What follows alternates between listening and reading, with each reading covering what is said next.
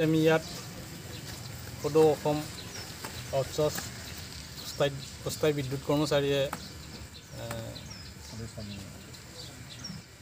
আজি কলম আৰু সঁজুলি বৰ্জন কাৰ্যসূচী ৰূপায়ণ কৰিছোঁ। সেয়েহে আমাৰ এই কাৰ্যসূচীয়ে যে আমি বিভাগীয় কৰ্তৃপক্ষক আৰু লগতে চৰকাৰক আমি জনাব বিচাৰিছোঁ যে আমি বাৰে বাৰে তেওঁলোকৰ আগত এই প্ৰতিবাদ কৰি থকাৰ স্বত্তেও তেওঁলোকে আমাৰ আবেদনখিনি শুনা নাই। সেয়েহে আমি আজি এই আকৌ পুনৰাই এনেকুৱাকৈ আজি কাৰ্যসূচী ল'ব বাধ্য হ'লোঁ আৰু এনেকৈ এই কাৰ্যসূচী লোৱাত যদি তেওঁলোকে কোনো কাণ সাৰ নিদিয়ে চৰকাৰ বা বিভাগীয় ফালৰ পৰা, তেতিয়াহ'লে আমি আগন্তুক দিনত ইয়াতকৈ আৰু ভয়ানক প্ৰতিবাদ কৰিম বুলি আমি কথা দিছোঁ। লগতে আমি আউটচৰ্চ স্থায়ী কৰ্মচাৰীয়ে সদায় অহৰহৰ আমি বিভাগীয় সহায় সহযোগ কৰি আছোঁ।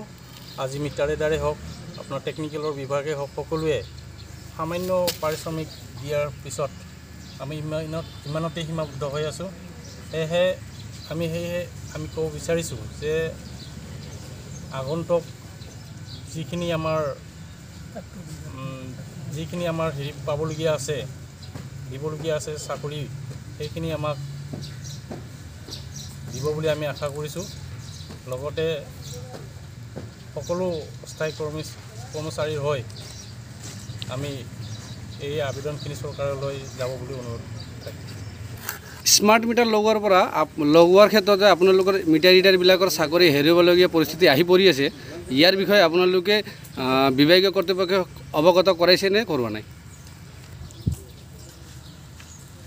যিখিনি এতিয়া বৰ্তমান যি চৰকাৰে পদক্ষেপ লৈছে স্মাৰ্ট মিটাৰ লগোৱাৰ, গতিকে আমাৰ গোটেই অসম জুৰি আউটচৰ্চ হিচাপে বহুত কৰ্মৰতা আছিল ইলেক্ট্ৰিচিটি বিভাগত।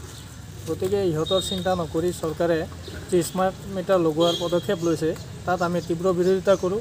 আমাৰ চিন্তা আগত কৰিব লাগে, স্মাৰ্ট মিটাৰখিনি লগোৱাৰ চিন্তাটো পিছত কৰক। নহ'লে চৰকাৰে যদি এই আন্দোলনৰ কৰাৰ পিছত যদি আপোনালোকে কোনো কাণ সাৰ নিদিয়ে, তেনেহ'লে পৰৱৰ্তী পৰ্যায়ত আপোনালোকে কি পদক্ষেপ হ'ব, আপোনালোকে বিভাগীয় আৰু কৰ্তৃপক্ষক কি জনাব বিচাৰে? হয়, আমি যি কাৰ্যসূচী আজি হাতত লৈছোঁ, এই কাৰ্যসূচীত যদি চৰকাৰে কোনো ধৰণৰ কাণ সাৰ নলৰায়, তেনেহ'লে আমি আগন্তুক দিনত গুৱাহাটীত আমি বিজুলী ভৱনত ধৰ্ণা কাৰ্যসূচী হাতত ল'ম বুলি আশা কৰি আছোঁ।